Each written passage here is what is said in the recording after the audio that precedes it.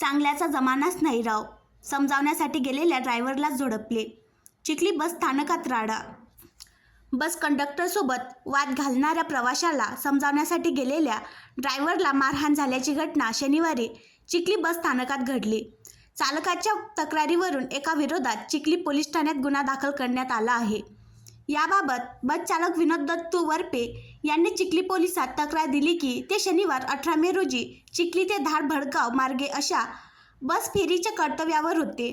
दरम्यान सकाळी 11:15 वाजता चिखली बस स्थानकातून निघत असताना नवनाथ रसवंती गृहाजवळ एका इसमाने हात दाखवून बस थांबवली. तसेच काही अंतरावर उभे असलेल्या दुसऱ्या प्रवाशांनी देखील हात दाखविला होता. त्यामुळे दोन्ही प्रवाशांच्या मधोमध गाडी थांबवली. रसवंतीजवळ उभा असलेला प्रवाशी बसमध्ये शिरल्यानंतर वाहकासोबत वाद घालत होता. त्यामुळे त्याला समजावण्यासाठी चालक विनोद वरपे गेले असता त्या प्रवाशाने शिवीगाळ केली. शर्टाची कॉलर पकडून गाडीच्या खाली ओढले. एवढेच नव्हे तर चापटाबुक्क्यांनी मारहाण केली. काही वेळानंतर समजले की अनिल दुर्योधन मोहिते राहणार रुईखेड मायंबा असे त्या प्रवाशाचे नाव आहे.